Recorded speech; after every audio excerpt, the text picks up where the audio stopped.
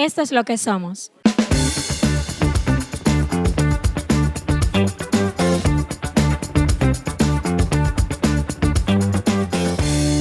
La gente Caribe.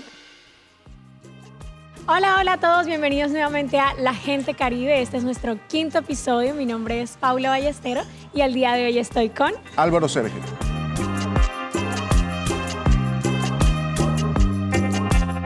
Bienvenido, señor Álvaro. Muchísimas gracias, primero que todo, por aceptar acompañarnos el día de hoy. Bien, gracias a ustedes por la invitación. Gracias. Usualmente siempre cuando hay alguien nuevo por estas partes, me gusta que sea la persona quien se introduzca porque me parece interesante que de su propia voz pueda decir cómo se percibe y quién es.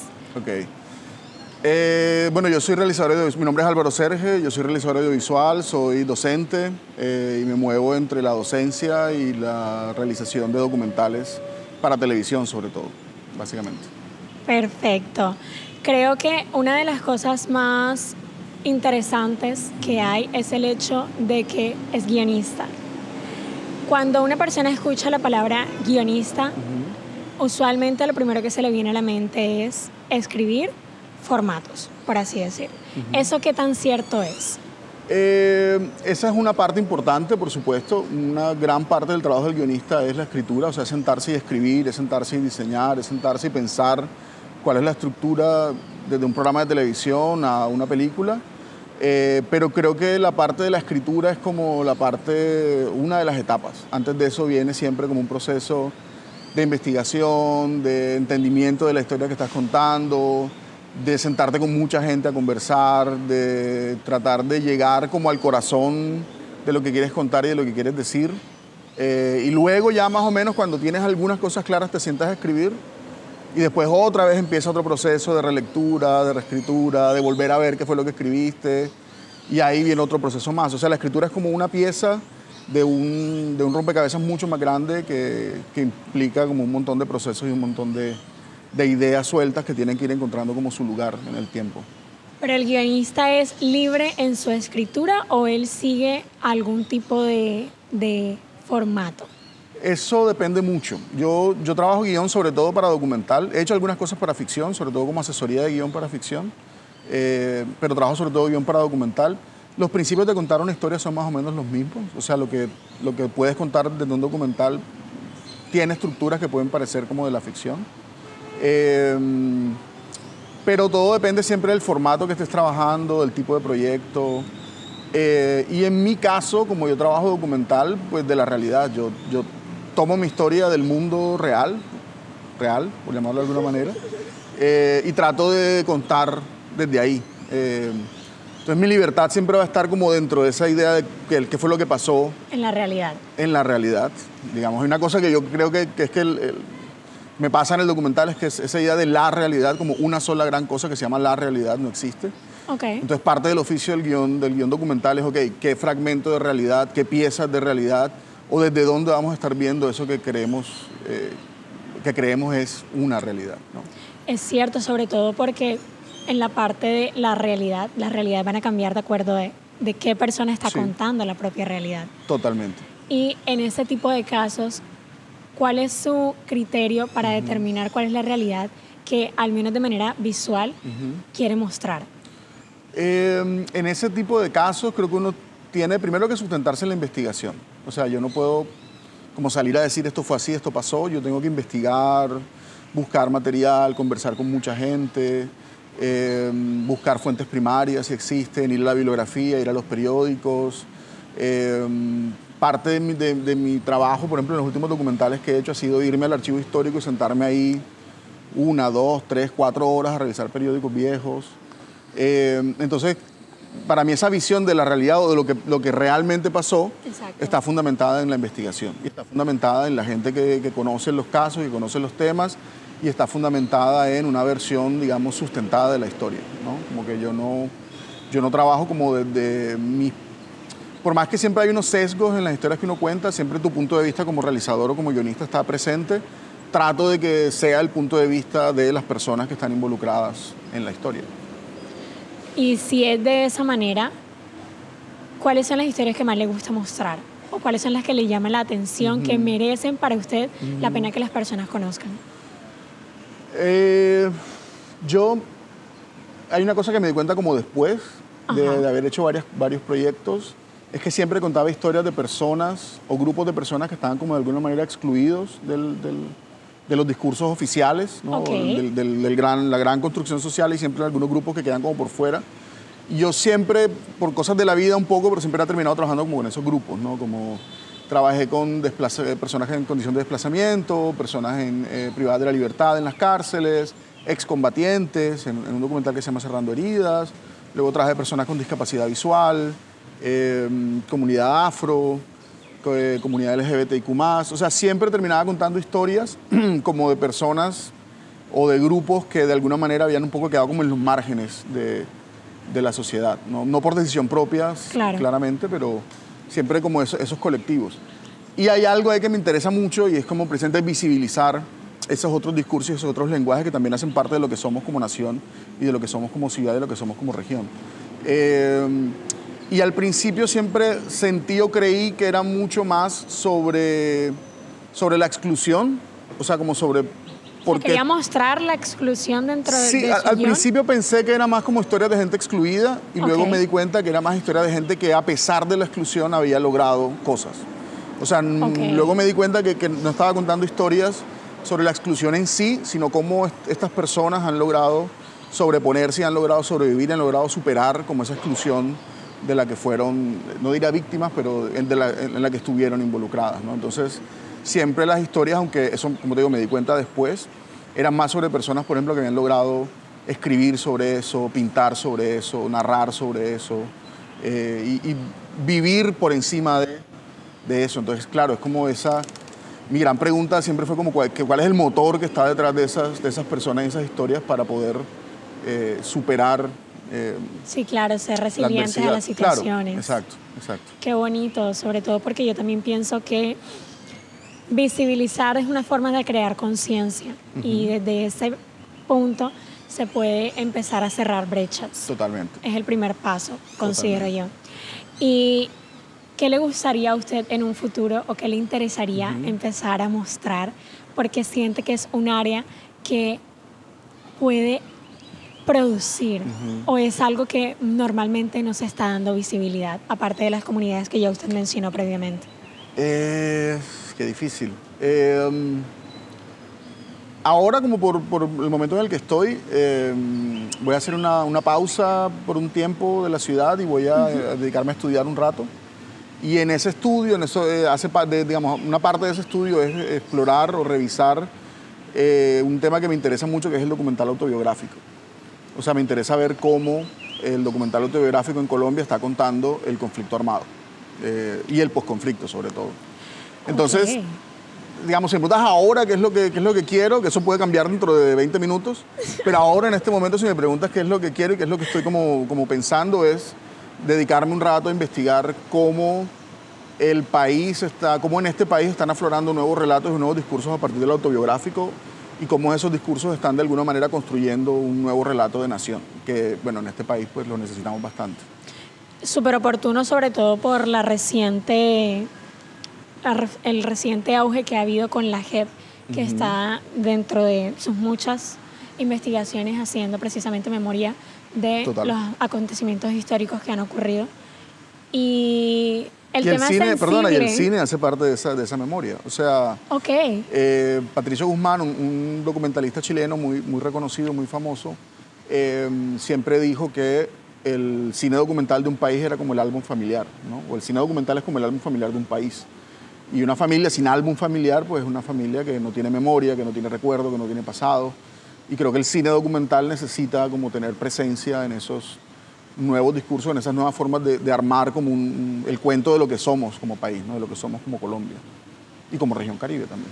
Totalmente, sobre todo porque aquí en Colombia como tal y sobre todo en la región Caribe particularmente hablando, ha habido ciertos sesgos de que son temas como muy delicados o son muy sensibles Sí. como para tocarlas, pero compartiendo su idea, siento que está bien escuchar esas historias, también es una forma de sanar de manera colectiva. Totalmente. Así que es una bonita labor, sobre todo, y esperamos ver ese trabajo pronto. Ojalá no cambie de idea en 20 minutos. Yo también espero verlo. No sé si pronto, pero espero verlo algún día. Esperamos que la idea siga siendo igual en unos añitos. Muy bien, gracias. Me comentaba que en algún momento hizo asesorías para cine de ficción. Sí. Ok, ¿esa área no le gustaría incursionar en ella a usted de manera personal? A mí la ficción no me seduce tanto. A mí no me gusta mucho como el ejercicio de la dirección para ficción. No sé por qué, yo siento que la dirección documental es mucho más tranquila, a pesar de que uno lidia como con la realidad y como con personas, con historias reales. La dirección de documental creo que tiene como cierta tranquilidad que la ficción no tiene. O sea, tú entras en un set de ficción y hay como 20 personas esperando, 40 personas esperando que tú digas algo, y hay como 4 personas preguntando de qué colores tiene que ser el vestido, y hay 10 personas más esperando que les digas si hay mucha sombra o no. O sea, como todo ese ser como el centro de todo, a mí me estresa un poco. Y el documental yo siento que es más como fluir un poco con la realidad, como tratar de aceptar que a veces vas a hacer la película que quieres y hacer la película que puedes, como decía Luis Ospina. O sea, creo que ese saberse más pequeño que la historia que estás contando, saberse más pequeño que la realidad que estás tratando de retratar, a mí me da como cierta paz. Sobre todo porque, así como usted menciona, no había pensado en eso de esa manera, en la parte de la ficción, de que todo queda precisamente a la imaginación de quien lo está dirigiendo. En la realidad es básicamente acoplarse a lo que ya pasó. Entonces no hay... La idea, por supuesto, es respetar esa realidad con la intención de hacerlo lo más parecido posible. Sí, igual tú construyes en la ficción también, tú puedes, en la no ficción, en el documental tú puedes construir también cosas, puedes tener puestas en escena y puedes plantearte tener actores, e incluso puedes plantearte jugar con ciertas cosas fantásticas, como hay documentales que se están haciendo hoy en día que incluyen algunos elementos de fantasía. Pero como que la sensación de que estás en un lugar donde todo eso tiene como un asiento en la realidad, a mí me tranquiliza un poco.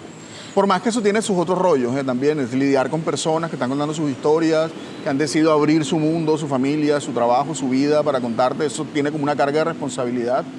Pero esta sensación, como te digo, de estar ahí en el centro esperando a que tú digas de qué color es la pared, y es como, yo no sé, o sea, de qué color era cuando llegamos, no sé, o sea, eso me causa, a mí me causa estrés, digamos. Sí.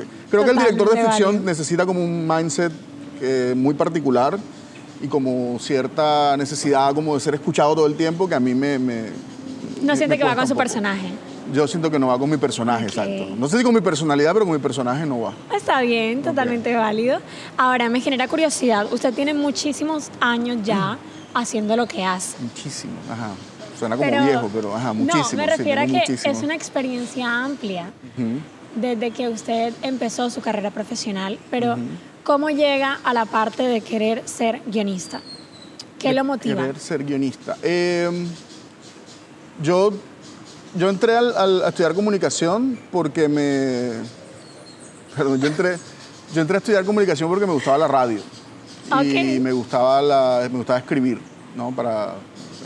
En el periódico del colegio, como empieza mucha gente también.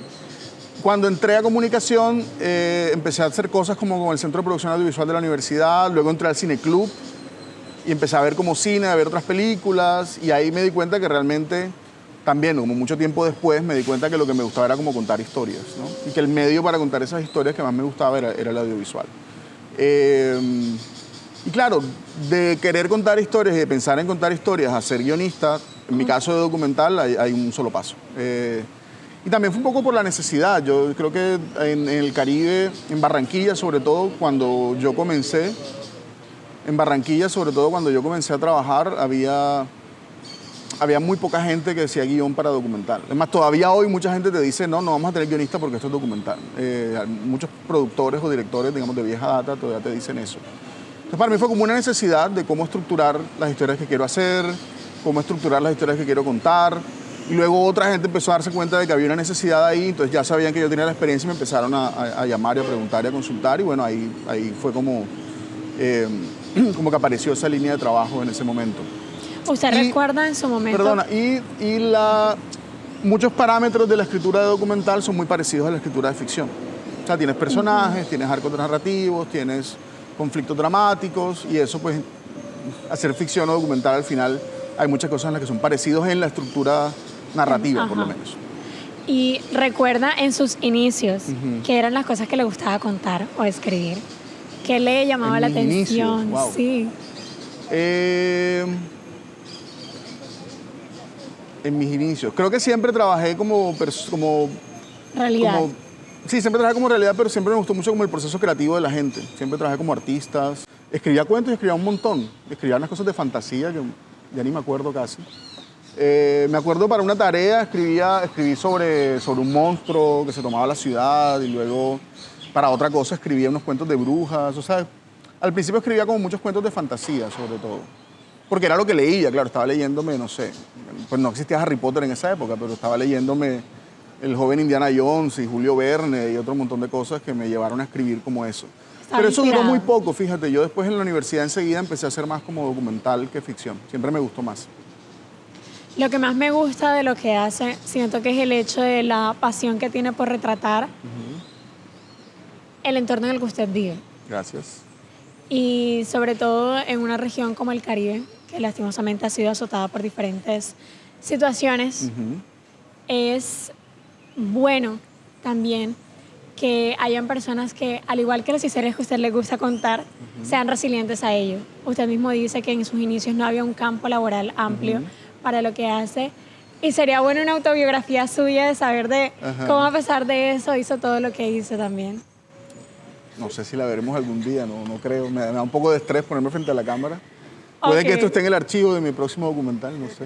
No lo sabemos si hago un documental autobiográfico. Bueno, sí, claro que sí, sería una excelente idea. Okay. Ahora, lo que intentamos hacer con esta serie de conversaciones es mostrar la diversidad que hay en el Caribe colombiano. Okay. Me gustaría preguntarle, usted como persona caribe, ¿qué siente que dejan sus trabajos? Yo creo que mi trabajo implica... A ver, hay varias cosas, ¿no? Lo primero es que yo creo que uno, como narrador de historias, como contador de historias, sea cual sea el medio en que tú cuentes tus historias, es importante poder entender o es importante poder aprender a contar desde el Caribe. Que no es lo mismo que contar en el Caribe o contar el Caribe, contar desde el Caribe. Es decir, cuál es mi punto de vista del mundo y cómo esta región, este lugar, estas historias, esta cultura que nos rodea hace parte de mi punto de vista del mundo, por ejemplo. Y yo creo que el Caribe puede ser también una forma de mirar, ¿no? Yo creo que el Caribe puede ser también una forma de narrar. Creo que el Caribe puede ser también una manera de asumir las historias que contamos. Más allá de que estemos aquí, que haya sol y que contemos el carnaval, creo que esa forma de ser en el Caribe, creo que la relación que tenemos con la tradición oral, creo que como ese sincretismo total que hay en el Caribe, que hace parte de la identidad del Caribe, como todo es un poco todo a la vez, creo que eso es una forma de ver el mundo y creo que los que queremos contar historias... desde el Caribe. Exacto. No solo debemos contar en el Caribe, sino que contar desde el Caribe. O sea, como tratar de incluir esa visión del mundo en lo que contamos me parece que es fundamental. Dicho esto, una de las cosas que a mí me interesa hacer es cómo incluir esas otras visiones que también hacen parte de lo Caribe en ese discurso del Caribe. O sea, yo creo que es importante que entendamos que lo Caribe o ese contar desde el Caribe no es solamente, como decía Ramón Lambaca, la bullaranga, ¿sí? O sea, no es solamente como el folclore y el carnaval y el color. Hay muchos matices de lo que significa ser Caribe, hay muchas formas de entender lo que significa ser Caribe. Y yo creo que también hay una cosa fundamental en la construcción de lo Caribe y es que debajo de todo ese ruido, de toda esa bulla, de todo ese baile, de toda esa música, lo que hay es como una profunda tristeza y una profunda nostalgia que nosotros tenemos que apaciguar con todo ese ruido, ¿no? Y eso, para encontrar la clave de eso, es una cosa que me interesa mucho de la región. ¿Ha sentido en algún momento, si ha tenido la oportunidad de conversar o de trabajar con personas que no sean del Caribe, ha sentido algún tipo de choque? Como esta es una gran diferencia de mí contando mi historia desde el Caribe a comparación de otra persona que tiene una realidad de vida distinta. Hace muchos años como te digo, yo siempre trato de trabajar con gente de la región y he logrado trabajar como con gente de la región siempre. Pero hace muchos años habíamos hecho creo que un cortometraje, un proyecto audiovisual, no me acuerdo bien, y nos invitaron a un espacio televisivo de Señal Colombia, que se llamaba La Sub-30, hace muchos años. Ese espacio, habían realizadores de Bogotá que viajaban por todo el país haciendo como notas, ¿no? Como fragmentos y no sé qué. Y este realizador, me acuerdo que nos citó a varios entrevistados en un parque como este y nos puso en la mitad del sol, allá a las 11 de la mañana, a grabarnos. Y todos, claro, salíamos así con los ojos achicharrados, con calor, una de las invitadas casi se priva. Y luego él decía, que el productor que es de aquí le dijo, oye, pero ¿por qué pones a la gente ahí? Entonces él decía, no, es que como es Caribe, yo quiero que se vea el sol y que se vea así, que hay sol en todas partes. Y es como, sí, amigo, pero a las 11 de la mañana puede haber mucho sol, pero, exacto, pero nadie se va a poner ahí, o sea. Entonces, claro, entendí también que es como una forma de ver, de cómo nos ven desde el interior, como que nos ven como esta cosa, sí, todo el tiempo, todo el mundo con el sol afuera y el cielo azul y todo el mundo en camisilla y todo el mundo en carnavales eternos. Y creo que esa visión nos la han vendido desde el interior, muchas veces nos la hemos comprado nosotros mismos, nos la hemos creído nosotros mismos, pero creo que hay mucho más en el Caribe que eso. Y yo creo que precisamente mucha gente se ha creído esa visión y deja de contar cosas propias, ¿no? De lecturas de aquí, honestas, de la gente del Caribe colombiano. Afortunadamente hay como una nueva generación de realizadores que está trabajando en eso y que viene haciendo cosas muy interesantes. Creo que la Universidad del Magdalena ha tenido un rol muy importante en eso, en encontrar otros matices y otras texturas y otras sensibilidades frente a lo que significa ser Caribe. ¿Usted como persona Caribe se percibe a sí misma como Caribe? Yo me percibo como inevitablemente Caribe, o sea, irremediablemente caribeño, sí, porque es una cosa que no podemos evitar, o sea, no podemos evitarlo. Es decir, creo que nuestra visión, nuestra relación con el cuerpo, por ejemplo, es muy particular en el Caribe. Creo que nuestra relación como con la otredad, la alteridad, es muy particular en el Caribe. Creo que en el Caribe como esta idea de que como todo se juntó aquí, como todo se mezcló y todo se combinó de alguna manera, al final uno termina como aceptando todo y todo vale igual, y como todo está en diálogo, tú eres abierto a que todo pueda ser parte de lo que tú eres y todo pueda ser parte de quién eres y de quiénes somos. Eso también tiene sus lados oscuros y sus complicaciones, porque también acarrea a veces cierta irresponsabilidad o cierta visión del mundo como muy en la que no me importa nada realmente. Pero creo que si tomamos como lo bueno de eso, esa apertura del Caribe, por un lado, es muy potente. Esa sensación de libertad, de que todo se puede combinar, es muy potente también. Y esta cosa como de no ser de ninguna parte y al tiempo ser de aquí, pero al tiempo ser de muchas partes más, eso me parece que también es muy, muy interesante y muy valioso dentro de la experiencia del ser Caribe. Pero como te digo, tiene también su lado negativo, que es que hay como un desarraigo en la cultura del Caribe, en muchos escenarios que creo que tiene que ver con el mestizaje, como con esta combinación de muchas formas, de muchas maneras al tiempo aquí, ¿no? ¿A qué se refiere cuando menciona el cuerpo como Caribe? Yo creo que la gente del Caribe tiene otra relación con el cuerpo y creo que tiene otra relación con el baile. Por ejemplo, hay culturas donde la gente solo baila cuando hay música y hay fiesta. Nosotros no, tú puedes estar en un lugar y hay gente bailando porque está cocinando. O, por ejemplo, hay gente que baila incluso cuando está triste. Por ejemplo, los ritos funerarios de Palenque, el Lumbalú, son 9 noches de baile y música. Y yo creo que esa relación, esa forma de entender el cuerpo, el baile, el movimiento, es muy de aquí. Yo no creo que eso esté en otras partes de Colombia, por ejemplo. Yo tuve la experiencia de vivir un tiempo fuera, viví en Argentina un tiempo, y una de las cosas que yo más extrañaba, extrañamente, una de las cosas que yo más extrañaba, yo no soy muy bailarín, una de las cosas que más extrañaba era como esa sensación de estar de baile. Claro, que estar en un lugar, en la mitad de la calle, todo el mundo bailando, todo el mundo sudando con calor, pero todo el mundo ahí bailando, montado en la película y todo el mundo disfrutándolo, sin importar el espacio en el tiempo ni nada. Y eso, por ejemplo, me sorprendió a mí mismo extrañando eso, por ejemplo. Eso es muy Caribe. Esa sensación es profundamente Caribe.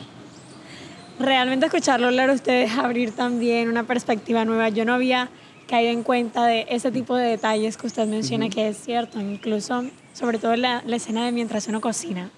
Totalmente. Eso es muy de aquí. Claro. A las personas les gusta escuchar música incluso para hacer aseo. Claro, y creo que tiene que ver con el calor. O sea, porque tú, digamos, si estás en el frío, pues te cubres y no te mueves mucho y te arropas, pero el calor es como necesitas estar con la puerta abierta y en movimiento y con la ventana abierta y con el mundo abierto. Y ese vivir ese habitar el mundo con puertas y ventanas abiertas creo que también es una noción muy caribe, muy de aquí, muy regional. Regional me refiero a la gran cuenca del Caribe y al Caribe colombiano. Y eso, por ejemplo, los andinos no siento que sean así, me parece. Qué chévere su visión. Gracias. No, creo que también tenemos otra relación con el duelo, por ejemplo, como con la tristeza. ¿Cómo qué?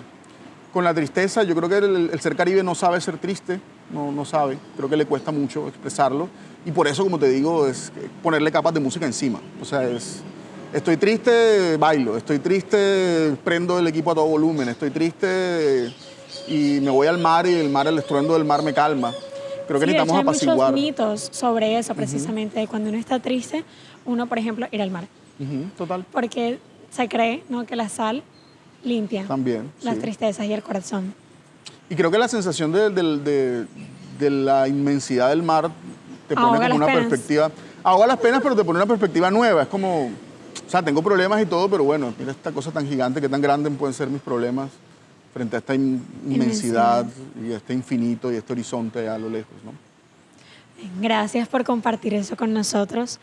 Me gustaría, para finalizar, que usted nos explicara qué le gustaría que el mundo conociese del Caribe.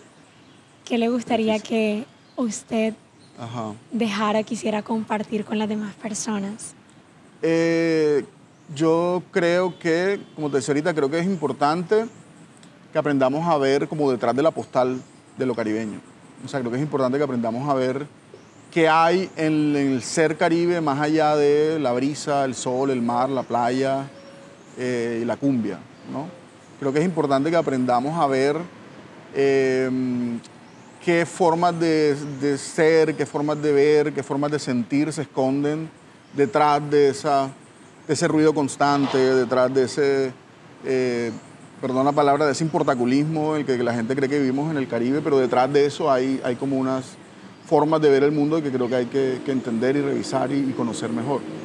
Y creo que necesitamos también entender un Caribe como una identidad propia. O sea, yo soy colombiano, pero también soy caribe. Es más, creo que en muchas cosas soy antes caribeño que colombiano. Y eso es parte de lo que uno es. O sea, somos colombianos, pero también somos profundamente caribes y como te decía ahorita, somos inevitablemente caribes. Y eso trae sus complejidades. Buenas y malas también, ¿no? Digamos, también viene como algunos problemas, pero creo que es importante entender que hay un mundo más allá del sol, del folclore, del sol, del carnaval, de la playa, y que ojalá los nuevos contadores de historias traten de poner la cámara y el micrófono en esas otras formas de entender lo que es ser caribe. ¿Qué es algo malo usted considera de ser caribe? Yo creo que, por un lado, esta sensación como de que todo es válido es muy buena para algunas cosas, pero también es muy mala para otras, porque es como que todo puede pasar, entonces todo está bien porque todo puede pasar. Es como, son dos caras de la misma moneda. O sea, yo creo que en el Caribe acá como que se nos juntó todo, o sea, como que vino todo el conocimiento de la cultura africana, de la cultura indígena, de la cultura española, de la cultura europea, las migraciones que llegaron en el siglo XX. De alguna manera todo eso se juntó aquí en un profundo sincretismo, o sea, como que todo está pasando al mismo tiempo. Y eso, como te digo, es muy bueno porque todo está pasando al mismo tiempo, pero es muy malo porque no sabes también a veces con qué quedarte, o no sabes qué decidir, o no sabes qué hace parte realmente de lo que eres o de lo que quieres ser. Y yo creo que esa multiplicidad de discursos te lleva también a un lugar en el que a veces todos los discursos son válidos, pero que a veces ninguno es válido. O sea, creo que nos obliga como a prestar más atención en algunos momentos en algunas cosas. Entonces, esa profunda libertad de ser caribe también viene como con a veces viene de la mano con cierta irresponsabilidad de cómo vemos el mundo y eso ojalá pudiera corregirse o revisarse. ¿Estamos de acuerdo? Sin palabras, sí. ¿Te parece? Sí. Okay, bien. Siento que de hecho hay como ciertas frases muy coloquiales de aquí que hacen relación a eso que usted menciona. Claro, que son muy buenas y a la vez muy malas. O sea, es como, el otro día hablaba con alguien del tiempo, de la hora del tiempo en el Caribe, y aquí tú puedes decirle, no, ¿a qué hora nos vemos? No, nos vemos ahorita que baja el sol. que es Y cuando eso- baja el sol. Claro, y eso es muy bonito porque esa gente conectada con el sol y los tiempos biológicos cuando baja el sol, pero al tiempo, bueno, pero ¿qué hora es? No, cuando baja el sol, sí, pero ¿a qué hora llego? No, pues cuando baja el sol. Sí, son como dos caras de la misma moneda. Y uno tiene que aprender a ver que son dos caras de la misma moneda, que son dos cosas que están ahí y que tiene su lado bueno y tiene su lado malo. Muy bonito, muy romántico lo de que baja el sol, pero a veces uno necesita que alguien le diga una hora. Y si te dicen 6 de la tarde, 6 de la tarde. Eso es lo que pasa como con esa, como te digo, esa profunda libertad del ser Caribe. Totalmente. Y qué interesante manera de ver las cosas definitivamente. Eso es lo chévere de esto. Cada persona es un mundo y compartir ese mundo con el resto permite que la cosmovisión crezca. Así que muchísimas gracias por su tiempo, por su conocimiento y gracias de verdad por su labor.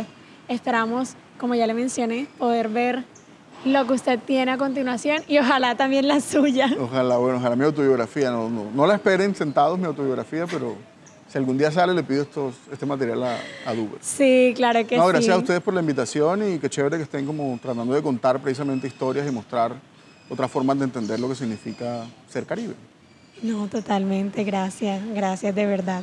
Yo feliz de poder hacerlo y de conocer personas tan increíbles como a las 5 que ya llegamos hasta ahora. Gracias por acompañarnos nuevamente en este episodio. Recuerden que pueden escucharnos en formato podcast en Spotify o también nos pueden ver en video en YouTube. Felices fiestas para todos y feliz año nuevo también.